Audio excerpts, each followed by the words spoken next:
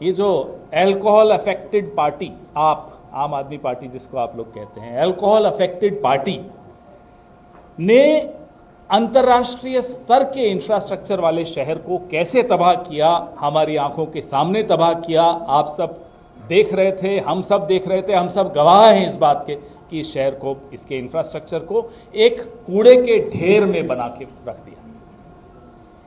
दिल्ली के शराब के ठेकों की जो दलाली, उसमें लिप्त शराब मंत्री का एक खुलासा, और हैरानी की बात है ये इसी पार्टी में हो सकता है कि जो शराब मंत्री था, जो शराब का मैनेजर था ठेके बांटने का, वही शिक्षा मंत्री था।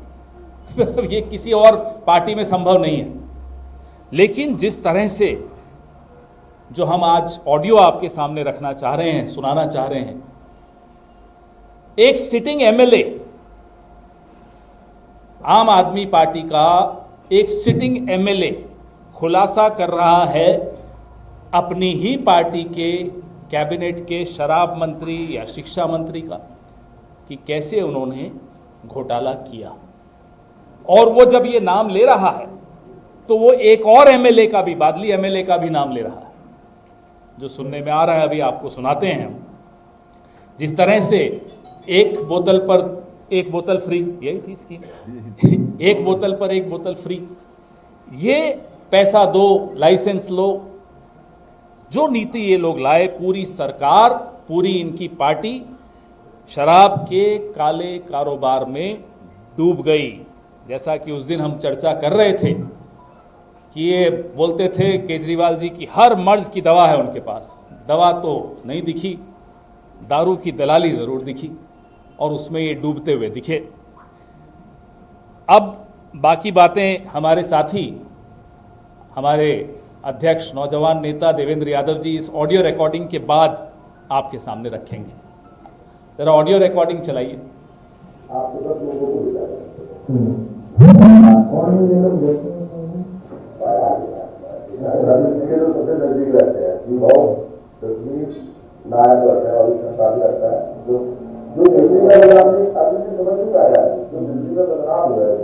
वॉल्यूम कम करें थोड़ा।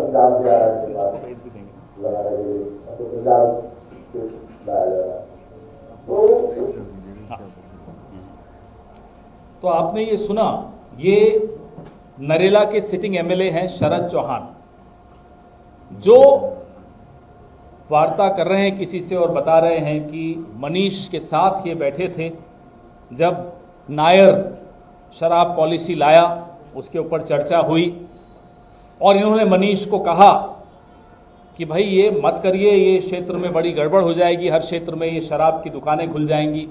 तो मनीष ने कहा कि अगर ये नहीं करेंगे तो चुनाव लड़ने के पैसे कहाँ से आएंगे। ये बोल रहे हैं, मैं तो सिर्फ आपको सुना रहा हूँ, अभी आप सबके पास ये रिकॉर्डिंग भेज भी रहे हैं हम।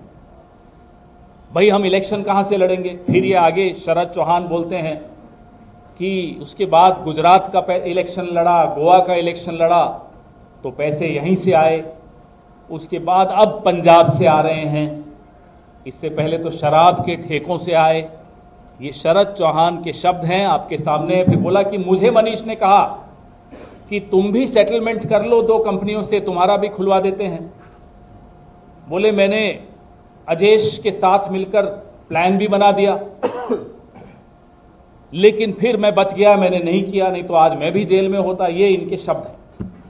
मैं भूपेश जी रिकॉर्डिंग सबको आप ग्रुप में डाल दीजिए ताकि सबके पास ये आ जाए।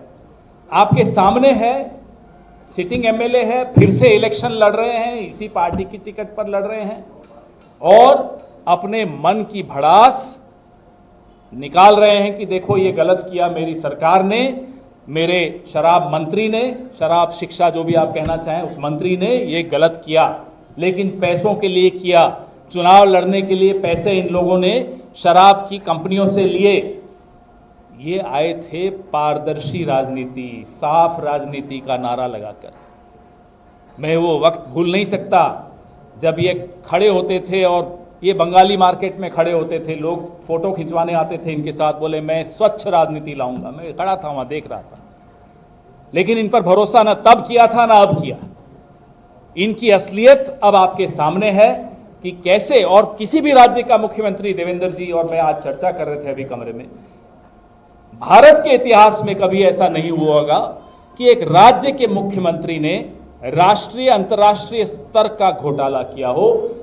उत्तर से दक्षिण तक, दिल्ली से हैदराबाद तक का ये शराब घोटाला, ये काबिलियत तो है, ये मैं मानता हूं। घोटाला ऐसा करते हैं कि वो ग्लोबल हो जाता है। दिल्ली वाले अब बर्दाश्त नहीं करेंगे। दिल्ली के लोगों को, अपने बच्चों को शिक्षा देने के लिए एक शराब घोटाले का मैनेजर नहीं चाहिए। सभी साथियों को धन्यवाद। आप लोग लगातार हमारी प्रेस कॉन्फ्रेंस को कवर करने के लिए आते हैं और जो दिल्ली के मुद्दे हैं, हमारी ये कोशिश है कि उनको लगातार आप तक पहुंचाने का काम करें। और उसी क्रम में आज आदरणीय पवन खेड़ा जी ने अभी आप सबको एक क्लिप सुनाई और उस क्लिप के जरिए ये स्पष्ट होता है कि कितना सामाजिक पतन आज जो हमारे विधायकगण हैं और जो मौजूदा सरकार है उसके उप मुख्यमंत्री हो, मंत्री हो, हम सब जानते हैं कि इसी शराब घोटाले के तहत हमारी कांग्रेस की अपनी शिकायत के बाद वो लोग न सिर्फ जेल में रहकर आए बल्कि आज भी बेल पर बाहर आए हैं और बेल की कंडीशंस आपको सबको मालूम है।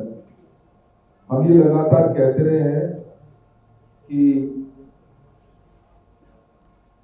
जो आम आदमी पार्टी की सरकार रही है उसने अपने चरित्र को जैसा दिखाने की पहले कोशिश की थी, जो वादे दिल्ली की जनता के साथ किए थे, और उसमें एक बहुत बड़ा वादा ये भी था कि हम भ्रष्टाचार खत्म करेंगे और हम पारदर्शिता लाने का काम करेंगे। उसके बिल्कुल विपरीत हम और आप देख रहे हैं कि इनके जो कहनी, कथनी और करनी में जमीन आसमान का फर्क साफ नजर आ रहा है। अलीपुर से मौजूदा विधायक और आज वहां पर पुनः चुनाव लड़ रहे शरद चौहान जी की आवाज, जिसमें उन्होंने बहुत स्पष्ट रूप से मनीष सिसोदिया जी को कटघरे में खड़ा किया है। अलीपुर, नरेला बोलते हैं basically, Narela part of that Narela. तो नरेला विधानसभा से मौजूदा विधायक और करंट में कैंडिडेट भी, उनकी अपनी आवाज में वो बता रहे हैं किस तरीके से ये जो पूरा ऑपरेशन था, ये जो स्कैम था, उसको जो टॉप में बैठी आम आदमी पार्टी की लीडरशिप है उसने अंजाम देने का काम किया।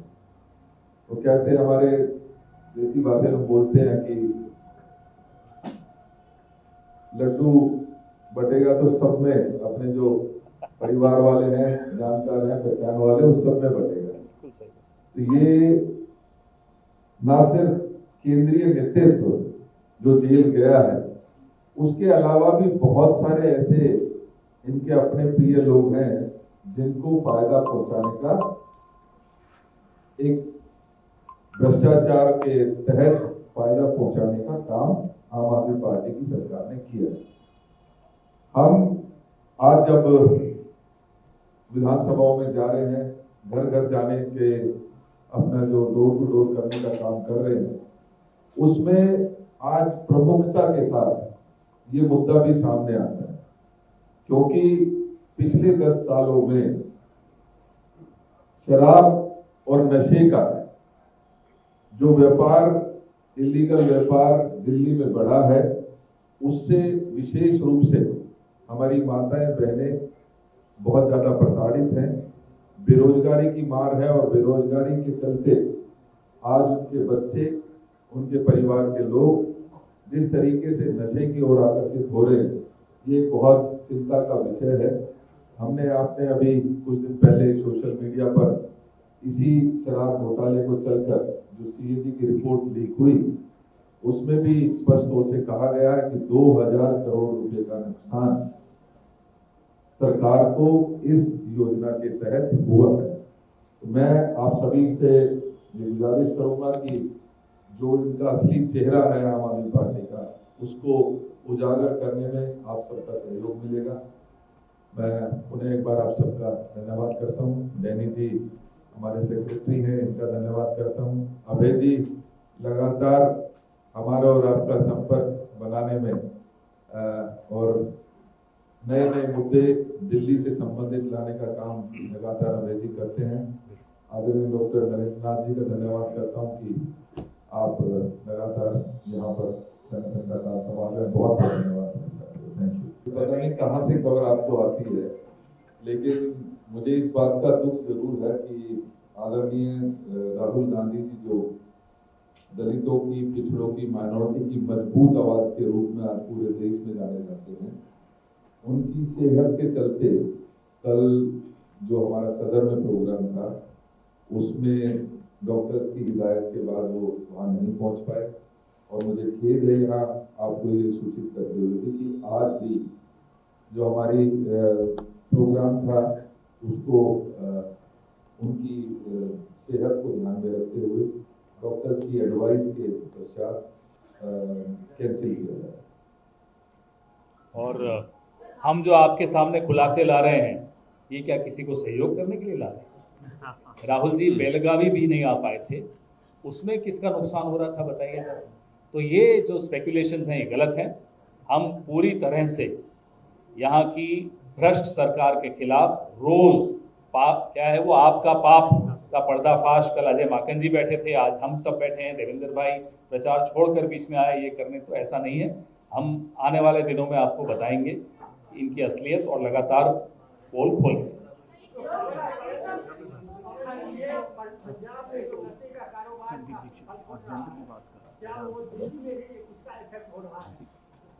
निश्चित ही देखिए, आपने देखा होगा कि जब से पंजाब की सरकार आम आदमी पार्टी के हाथों आई है, तब से वहां के लोग भी इस जो सामाजिक बीमारी है उससे बहुत पीड़ित हैं। और कहीं ना कहीं मैं हमेशा ये अपने वक्तव्य में कहता रहा हूँ कि उसका असर सीधा सीधा पंजाब के साथ साथ दिल्ली की राजनीति पर भी हो रहा है। और कहीं ना कहीं जो पंजाब में पिछले सालों नशा बढ़ा है, उसका सीधा सीधा असर उसके सीधे व्यापारी आज दिल्ली में अपनी जड़ें जमा है।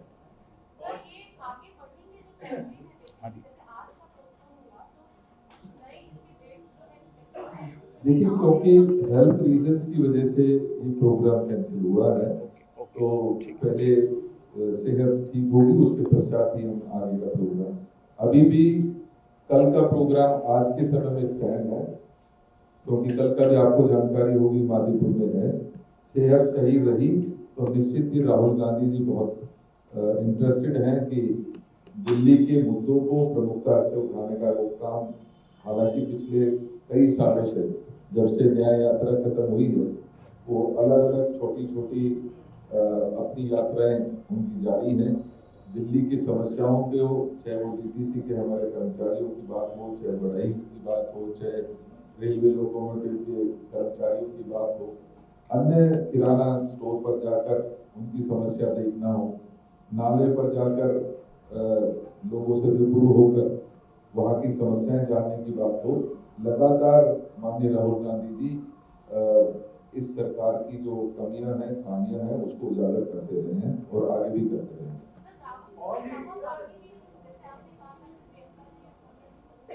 जी, सोनिया जी तो नहीं, लेकिन निश्चित ही प्रियंका जी, खड़गे जी और राहुल जी के जो सेकेंड फेज के प्रोग्राम हैं, 26 तारीख तक आप सब समझते हैं कि गणतंत्र दिवस के चलते बहुत सारे रिस्ट्रिक्शंस और वो हैं। 26 के पश्चात इमीडिएटली बाद ये कार्यक्रम शुरू हो। तो हमारे ओर क्यों देख रहे हैं? वो अपना चुनाव लड़े, हम तो नहीं किसी और किसी की तरफ देख रहे, हम अपना चुनाव लड़ रहे हैं। इधर देखो, जो छोटे भाई हैं उनके, तो वो कहते हैं साहब देखो हमारी मदद कर रहे हैं, नहीं आ रहे। हमारे से क्यों परेशान हैं? कभी अफवाह उड़ा देते हैं कि हमने दबाव डलवा दिया गठबंधन का। इतने डरे हुए क्यों भाई? हम अपना चुनाव लड़ रहे हैं, खुलकर लड़ रहे हैं, मजबूती से लड़ रहे हैं, ताकत लगाकर लड़ रहे हैं। आप भी लड़िए। और बड़ा भाई देखो तो कहता है देखो वो उसकी मदद कर रहे हैं। तो आपको दिख रहा है इस चुनाव की दिशा, दोनों डरे हुए हैं। असलियत यही है कि दोनों डरे हुए हैं और ये डर अच्छा लग रहा है।